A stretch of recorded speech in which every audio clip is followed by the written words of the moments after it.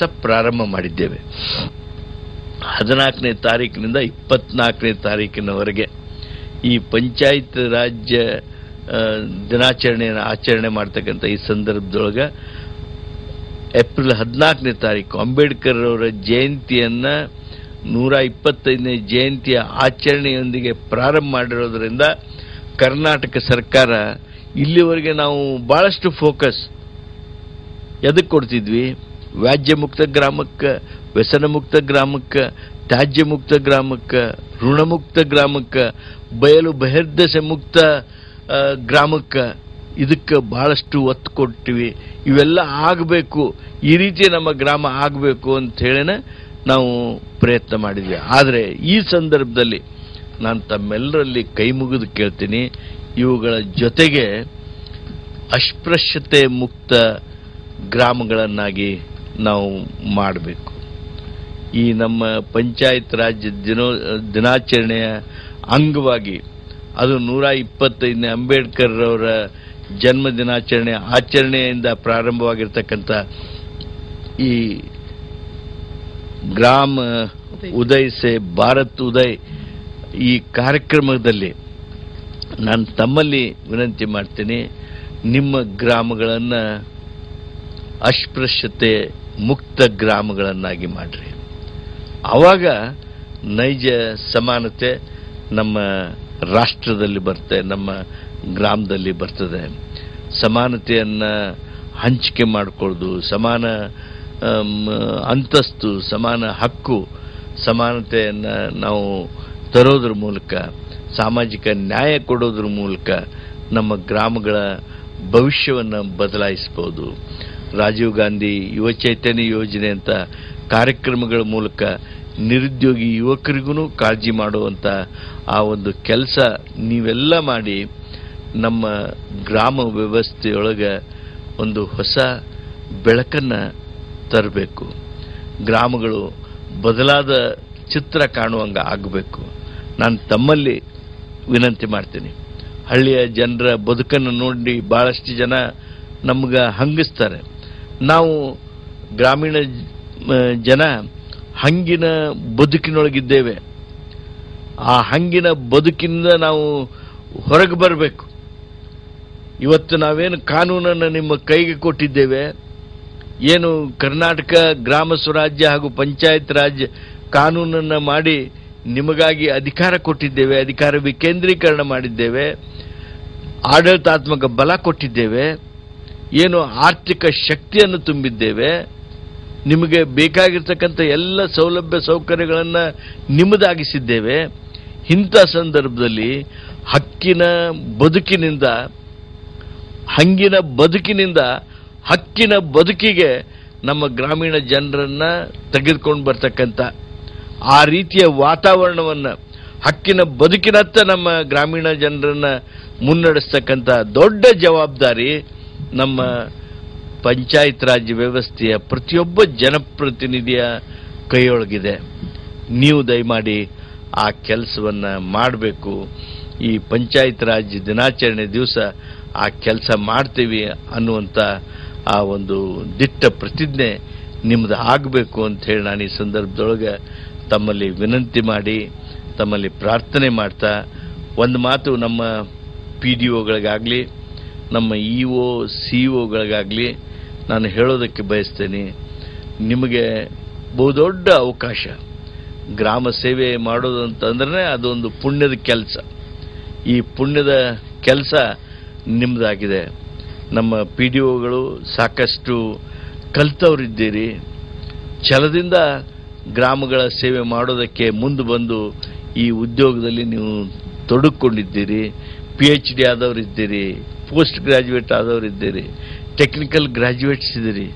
ನಿಮ್ಮಲ್ಲಿ ನಾನು ಅರಿಕೆ ಮಾಡ್ಕೊಳ್ತೀನಿ, ನಿಮ್ಮ ಮನಸ್ಸನ್ನು ಪೂರ್ಣ ಗ್ರಾಮ ಸೇವೆಗೆ ಅರ್ಪಿತ ಮಾಡಿರಿ. ಗಾಂಧೀಜಿಯವರ ಬದುಕಿನಿಂದ ಪ್ರೇರಣೆ ಪಡೆದುಕೊಡ್ರಿ.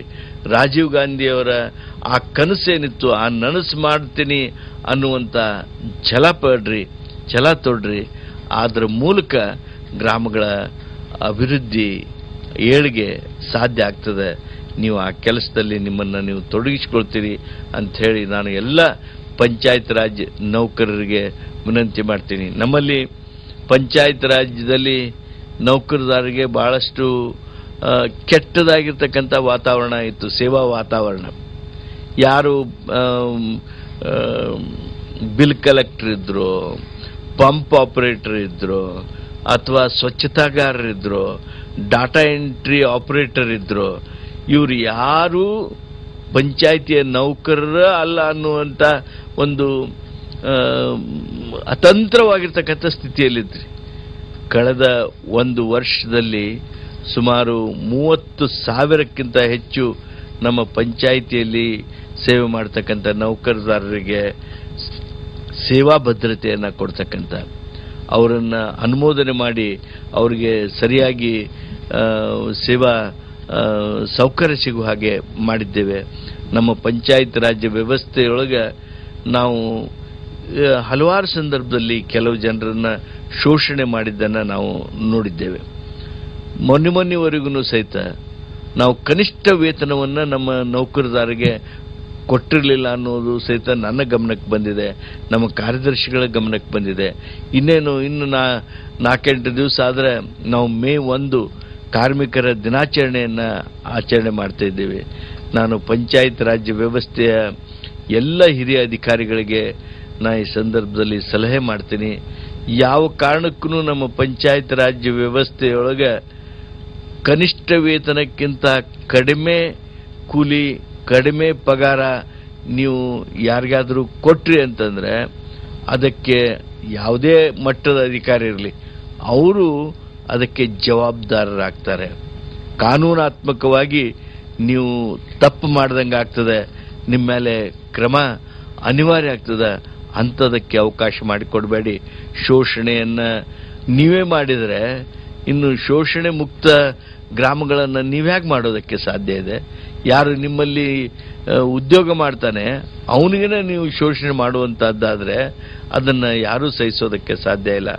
ಆ ಹಿನ್ನೆಲೆಯೊಳಗೆ ನೌಕರಶಾಹಿ ಯಾವತ್ತೂ ಬಂಧುಗಳು ಸಹಿತ ನಿಮ್ಮದು ಜವಾಬ್ದಾರಿ ಭಾಳ ಇದೆ. ನೀವು ಸಹಕರಿಸಿದರೆ ಉತ್ತಮವಾಗಿರ್ತಕ್ಕಂಥ ಕೆಲಸ ಆಗುತ್ತೆ. ಇವತ್ತು ನಮ್ಮ ಶೌಚಾಲಯಕ್ಕಾಗಿ ಸಮರ ಕೆಲಸದೊಳಗೆ ಈ PDO ಮೊದಲು ಮಾಡಿಕೊಂಡು ಸ್ವಚ್ಛತಾಗಾರರವರೆಗೆ ಭಾಳ ದೊಡ್ಡ ಕೆಲಸವನ್ನು ಮಾಡಿದ್ದೀರಿ.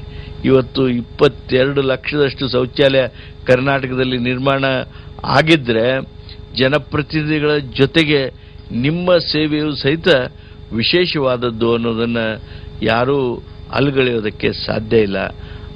ಅದರ ಜೊತೆಗೇ ಇನ್ನೂ ಬಹಳಷ್ಟು ಕೆಲಸ ಮಾಡಬೇಕಾಗಿದೆ. ನೀವು ಕೂಡಿ ನಮ್ಮ ಗ್ರಾಮಗಳನ್ನು ಸುಂದರ ಗ್ರಾಮಗಳನ್ನಾಗಿ ಮಾಡೋಣ, ಸ್ವಚ್ಛ ಗ್ರಾಮಗಳನ್ನಾಗಿ ಮಾಡೋಣ, ಸ್ವಾವಲಂಬಿ ಗ್ರಾಮಗಳನ್ನಾಗಿ ಮಾಡೋಣ. ಆ ಕೆಲಸಕ್ಕಾಗಿ ನೀವು ಪಾಲ್ಗೊಂಡು ಕೆಲಸ ಮಾಡೋಣ. ಇವತ್ತಿನ ಈ ಗ್ರಾಮ ಪಂಚಾಯತ್ ದಿನಾಚರಣೆಯನ್ನು ನಾಳೆ ಮಾಡ್ತೀವಿ. ಆ ದಿನಾಚರಣೆಯ ಅಂಗವಾಗಿ ಇವತ್ತಿನ ಈ ಕಾರ್ಯಕ್ರಮದಲ್ಲಿ ನಿಮ್ಮ ಜೊತೆಗೆ ಇಷ್ಟು ಕಾಲ ಕಳೆಯುವಂಥ ಅವಕಾಶ ಆಯಿತು. ನನಗೆ ಭಾಳ ಸಂತೋಷ ಅನ್ನಿಸ್ತು. ನಮ್ಮ ನಾಗಾಂಬಿಕಾ ದೇವಿಯವರು ನನಗೆ ಒಟ್ಟು ಸುಮಾರು 1 ಲಕ್ಷ ನಮ್ಮ ಪ್ರಜಾಪ್ರತಿನಿಧಿಗಳು ಇವತ್ತು ಈ ವಿಡಿಯೋ ಕಾನ್ಫರೆನ್ಸ್ನೊಳಗೆ, ಈ ಸಂವಾದ ಕಾರ್ಯಕ್ರಮದೊಳಗೆ ಪಾಲ್ಗೊಂಡಿದ್ದಾರೆ. ಈ ಪಂಚಾಯತ್ ರಾಜ್ ದಿನಾಚರಣೆಯೊಳಗೆ ಅವರು ಪಾಲ್ಗೊಂಡಿದ್ದಾರೆ ಅನ್ನೋ ಮಾತು ನಿಜವಾಗಿಯೂ ಭಾಳ ಸಂತೋಷ ಆಯಿತು. ಎಲ್ಲ ನೋಡ್ತಾ ಇದ್ದೀನಿ, ಬೇರೆ ಬೇರೆ ಜಿಲ್ಲೆಗಳಲ್ಲಿ ಇಷ್ಟು ದೊಡ್ಡ ಸಂಖ್ಯೆಯೊಳಗೆ ತಾವು ಸೇರಿದ್ದೀರಿ. ಮತ್ತೊಮ್ಮೆ ಸನ್ಮಾನ್ಯ ಮುಖ್ಯಮಂತ್ರಿಗಳು ನನ್ನ ಜೊತೆಗೆ ಕಳಿಸಿರ್ತಕ್ಕಂಥ ಆ ಶುಭಾಶಯಗಳನ್ನು ನಿಮಗೆ ಹೇಳ್ತಾ, ಸನ್ಮಾನ್ಯ ಪ್ರಧಾನಮಂತ್ರಿಗಳು ಏನು ಹಲವಾರು ಈ ಪಂಚಾಯತ್ ರಾಜ್ ವ್ಯವಸ್ಥೆಯನ್ನು ಸುಧಾರಣೆ ಮಾಡಬೇಕು, ಹಳ್ಳಿಯ ಪ್ರಗತಿ ಮಾಡಬೇಕು, ಅಭಿವೃದ್ಧಿ ಮಾಡಬೇಕು ಅನ್ನುವಂಥ ಆ ಪ್ರಯತ್ನ, ಆ ಯೋಜನೆಗಳದಾವು. ಆ ಯೋಜನೆಗಳಿಗೆ ಇನ್ನೂ ಹೆಚ್ಚಿನ ಹಣ ನಮ್ಮ ಕರ್ನಾಟಕದಂಥ ರಾಜ್ಯಗಳಿಗೆ ಬರಲಿ ಅಂಥೇಳಿ ನಾನು ಹಾರೈಕೆ ಮಾಡಿ ಅವರಿಗೆ ಆಗ್ರಹ ಮಾಡಿ, ತಮ್ಮೆಲ್ಲರಿಗೆ ಮತ್ತೊಮ್ಮೆ ಗ್ರಾಮೀಣ ಅಭಿವೃದ್ಧಿಯಲ್ಲಿ ತೊಡಗಿಕೊಂಡಿರ್ತಕ್ಕಂಥ ನೀವು ನಿಜವಾಗಿಯೂ ಸುದೈವಿಗಳು. ನಿಮ್ಮದೇನು 4.5 ವರ್ಷ ಐತಲ್ಲ, ಇನ್ನು ಈ 4.5 ವರ್ಷ ನಿಮ್ಮ ಗ್ರಾಮದ ಜನ ಸತತವಾಗಿ ನೆನಪು ಮಾಡ್ಕೊಳ್ತಕ್ಕಂಥ ಸ್ಮರಣೀಯವಾಗಿರ್ತಕ್ಕಂಥ ಅವಧಿ ಆಗಲಿ ಅಂತೇಳಿ ಹಾರೈಸಿ ಮತ್ತೊಮ್ಮೆ ಅಧಿಕಾರಿಗಳಿಗೆ ಹಾಗೂ ಜನಪ್ರತಿನಿಧಿಗಳಿಗೆ ನನ್ನ ವಂದನೆಗಳನ್ನು ಹೇಳಿ ನನ್ನ ಮಾತನ್ನು ಮುಗಿಸ್ತೇನೆ.